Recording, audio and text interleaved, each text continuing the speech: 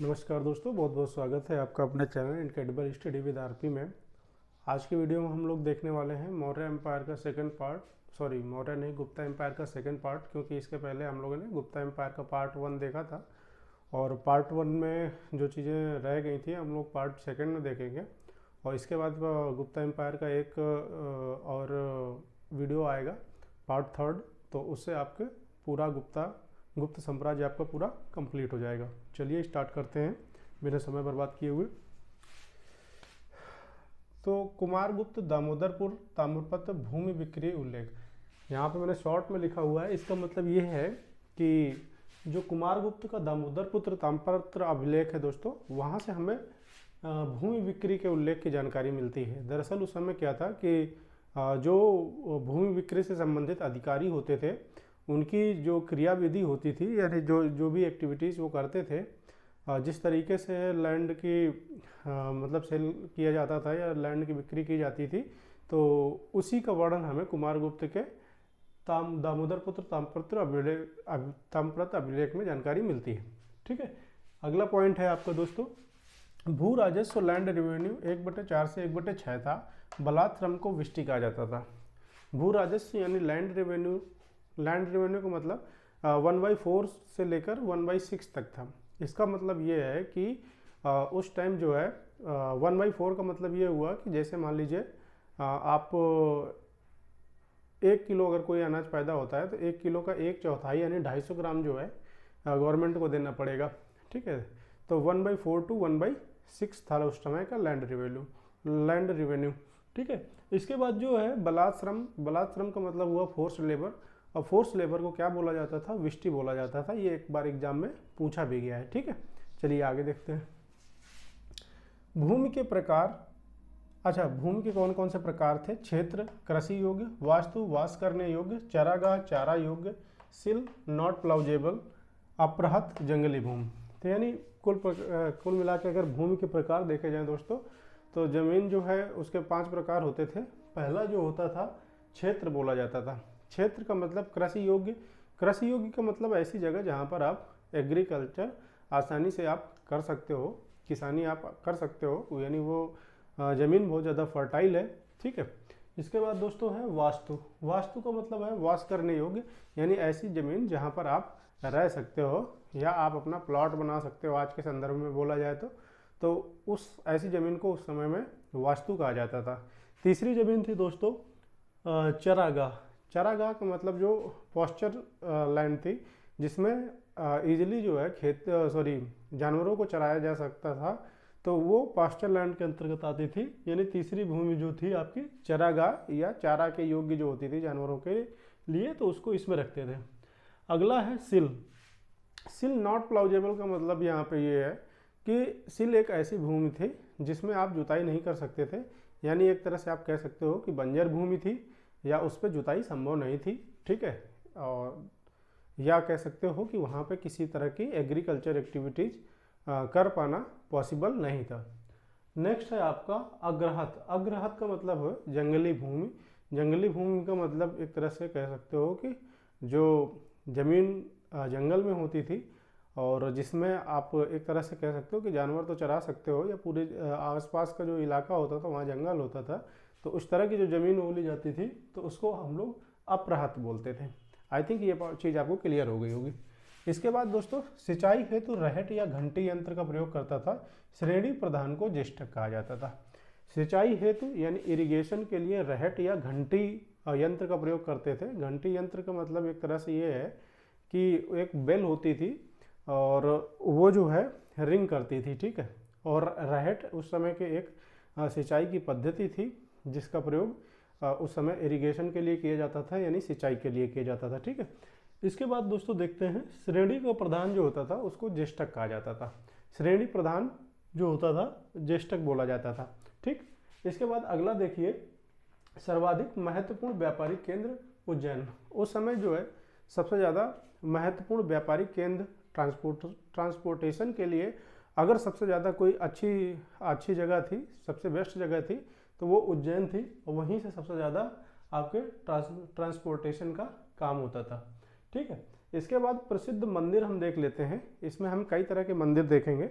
इसमें आपने देखा है प्रसिद्ध मंदिर यानी विष्णु मंदिर तिगवा जबलपुर। अब ये पहला देखिए विष्णु मंदिर है, ये आपका कहाँ पे है, तिगवा जबलपुर एमपी। ठीक है, पहला विष्णु मंदिर कहाँ पे है, तिगवा जबलपुर एमपी। जबलपुर जिला है, एमपी आपका स्टेट है। ठीक है, तो ये हो गया आपका। अगला शिव मंदिर, तो शिव मंदिर कहाँ पे है दोस्तों, शिव मंदिर आपका भूमरा नागौदा एमपी। तो दूसरा है शिव मंदिर जो कि आपका नागौदा मध्य प्रदेश में है, भूमरा में। ठीक, तीसरा है पार्वती मंदिर, ये नैना कुठार एमपी। तो नैना कुठार एमपी में आपका ये पार्वती मंदिर है। यानी ये सारे गुप्तकालीन मंदिर हैं। ये ऑप्शन में आपके आ सकते हैं कि निम्न में से कौन सा गुप्तकालीन मंदिर नहीं है।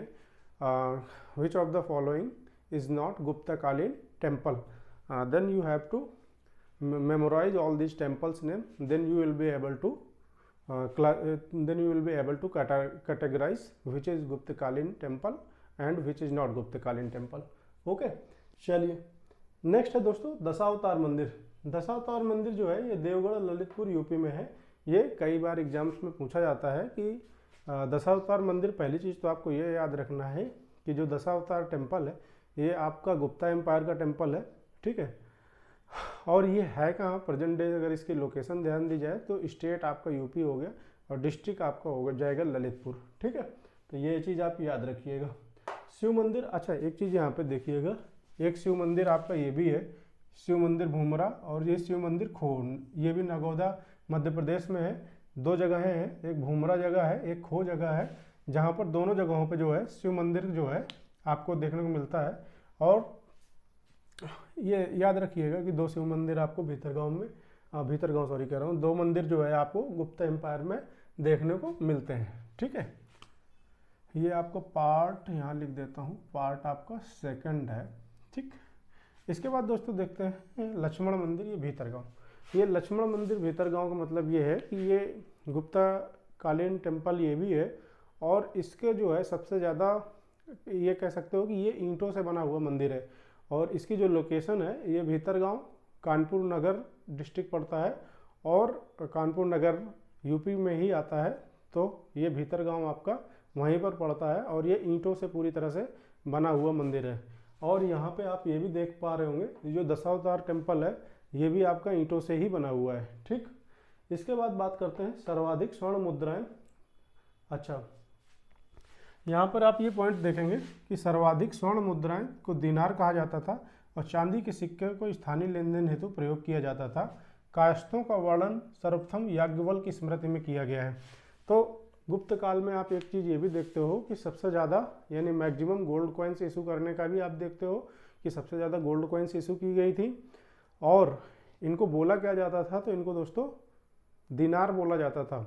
और चांदी के जो सिक्के चलाए जाते थे उस समय, तो उनको जो है लोकल लेन देन के लिए यूज किया जाता था, यानी स्थानीय आसपास की जगहों पे यूज करने के लिए, यानी सामान लेने या देने के लिए उपयोग किया जाता था चांदी के सिक्कों का। ठीक है, अगला एक वर्ड मैंने यहाँ पे लिखा हुआ है कायस्थों का वर्णन सर्वप्रथम याज्ञवल्क्य स्मृति में। तो कायस्थों का वर्णन सर्वप्रथम कहाँ पे मिलता है, तो वो आपका याज्ञवल्क्य स्मृति में मिलता है देखने को। ठीक है, इसके बाद नेक्स्ट पॉइंट देख लेते हैं, जाति के रूप में कायस्थों का वर्णन कहाँ मिलता है, तो ओसनम स्मृति में मिलता है। तो मैंने आपको बताया कायस्थों का वर्णन की बात करी जाए सबसे पहले तो याज्ञवल्क्य स्मृति में मिलता है, लेकिन कायस्थ एक जाति थी। इस चीज़ का वर्णन हमें कहाँ मिलता है, तो इस चीज़ का वर्णन हमें कायस्थों का आपका ओसनम स्मृति में मिलता है। किसमें मिलता है, ओसनम स्मृति में। ठीक है, अगला पॉइंट हम लोग देख लेते हैं कि जो विंध्य जंगल में एक सबर नामक जाति रहती थी जो मनुष्य के मांस देवताओं को चढ़ाते थे। तो विंध्य जगह थी एक, तो वो एक तरह का जंगल था। वहाँ पे आपको ये देखने को मिलेगा कि सबर नामक एक जाति थी जो क्या करती थी कि वो मनुष्य को ही देवताओं के लिए चढ़ा देते थे, यानी बलि चढ़ा देते थे। और ऐसे प्रमाण जो है हमें यहाँ पर ये सबर जाति के द्वारा देखने को मिले हुए हैं। चलिए नेक्स्ट पॉइंट देख लेते हैं, 510 AD में सती प्रमाण भानुगुप्त एरण। इसका मतलब ये है कि अगर ये प्रश्न बहुत ज़्यादा पूछा जाता है, ये इम्पोर्टेंट है, यहाँ लिखे दे रहा हूँ मैं, तो सबसे ज़्यादा पहले पूछा जाता है कि सती प्रथा के प्रमाण हमें सर्वप्रथम कहाँ से देखने को मिलते हैं। तो भानुगुप्त का एरण अभिलेख है, उसमें जो है इस चीज़ की जानकारी थोड़ा दी गई है एरण अभिलेख में कि सती प्रथा के जो सबसे पहले प्रमाण थे वो 510 AD में आपको देखने को मिले थे।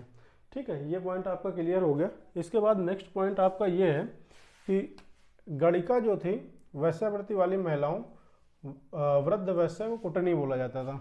यानी गणिका जो है एक तरह की जो प्रोस्टिट्यूशन थी उनको जो है गणिका बोला जाता था, और जो ओल्ड प्रोस्टिट्यूट हुआ करती थी, वृद्ध वैश्या जो होती थी, उनको दोस्तों कुटनी कहा जाता था। ठीक है, ये पॉइंट क्लियर हो गया।